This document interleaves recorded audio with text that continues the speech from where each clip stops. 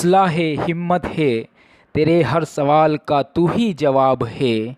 जिसे तुझे पाना है वो मंजिल नहीं बल्कि एक ख्वाब है।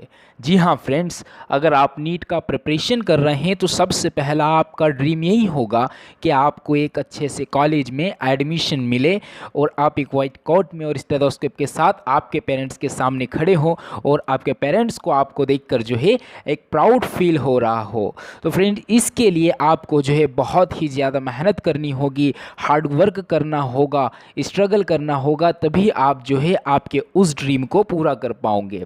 और इसीलिए मैं आपको आपकी प्रिपरेशन के लिए एक टिप्स देने आया हूँ, कुछ स्ट्रेटेजी बता रहा हूँ।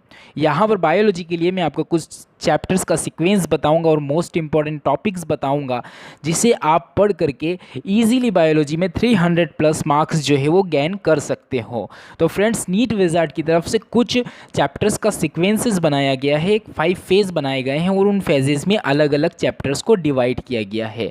यहाँ पर आपको देखना है कि किस फेज़ में कौन सा चैप्टर इंक्लूड है और उसी के अकॉर्डिंग जो है आपको प्रिपेयर करना है। तो सबसे पहले यहाँ पर हमने फर्स्ट फेज़ में जो चैप्टर्स रखे हैं वो हैं cell biology, biological classification, plant kingdom और एनिमल किंगडम। अब बायोलॉजिकल क्लासिफिकेशन, प्लांट किंगडम और एनिमल किंगडम से सेल बायोलॉजी सबसे पहले इसीलिए रखा गया है क्योंकि अगर आप बायोलॉजिकल क्लासिफिकेशन से पहले सेल बायोलॉजी का कंप्लीटली स्टडी कर लेते हो तो विटेकर के 5 किंगडम क्लासिफिकेशन में, सेल स्ट्रक्चर में, प्लांट किंगडम में प्लांट सेल वॉल्स में एंड एनिमल किंगडम में एनिमल्स की सेल में आपको किसी भी प्रकार का कोई कन्फ्यूज़न क्रिएट नहीं होगा।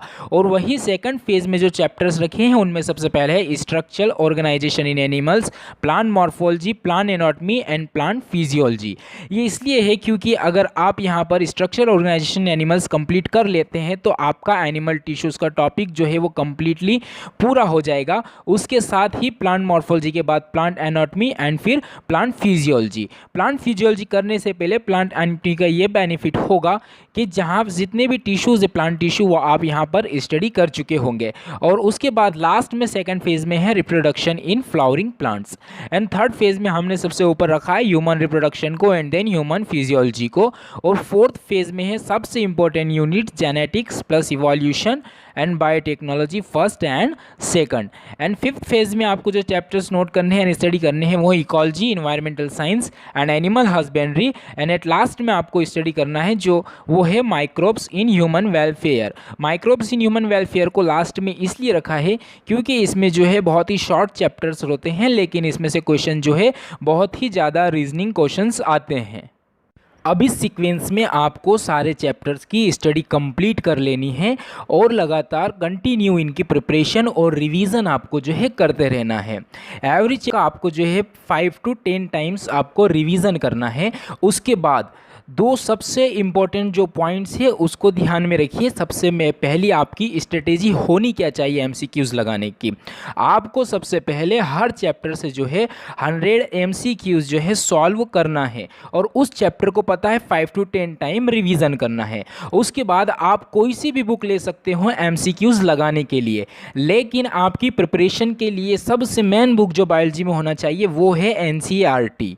बिकॉज 90% क्वेश्चंस प्रीवियस ईयर सिर्फ और सिर्फ एनसीईआरटी से ही पूछे गए थे। और आउट ऑफ एनसीईआरटी क्वेश्चंस के लिए आप 11th एंड 12th की रेफरेंसेस बुक्स जो है वो प्रीफर कर सकते हो। अब आपको एनसीईआरटी किस टाइप से पढ़ना है कि सबसे पहला उसका आपको हर लाइन का एक एक लाइन का अच्छे से डिस्क्रिप्शन कंप्लीट करना है। तो इसके लिए मैं आपको सजेशन करूँगा रैपिड बायोलॉजी रिवीजन बुक, जिसका लिंक जो है आपको डिस्क्रिप्शन बॉक्स में मिल जाएगा। उस बुक से ही आप सारा के सारा आपका डिस्क्रिप्शन कंप्लीट करें।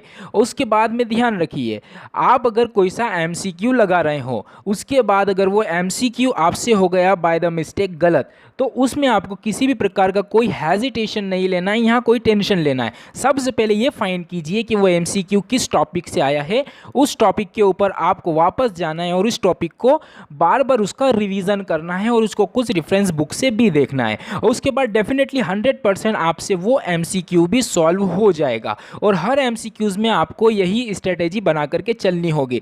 डेफिनेटली फिर गारंटी लेते हैं कि अगर आपने इतना सब कुछ कर लिया तो ईजिली 300 प्लस मार्क्स हो जाएंगे, क्योंकि आपको जितनी भी स्ट्रेटेजी बताई है यही 300 प्लस के लिए स्ट्रेटेजी होनी चाहिए, और बायोलॉजी भी जो है यही स्ट्रेटेजी मांगता है। एक बात आप याद रखिए कि सोचने से नहीं मिलते तमन्नाओं के शहर, चलना भी पड़ता है उसे पाने के लिए।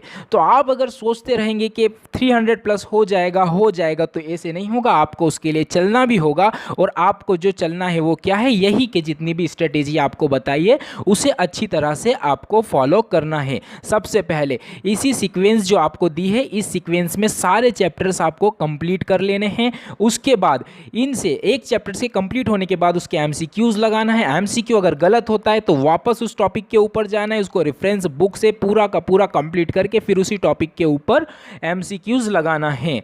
उसके बाद में फिर बुक्स कौन सी प्रेफर करना है, एनसीईआरटी, और साथ में फिर रेफरेंस बुक भी आप उसके लिए प्रेफर कर सकते हो। तो अगर यही स्ट्रेटेजी रही तो इजीली 300 प्लस बायोलॉजी में हो जाएगा।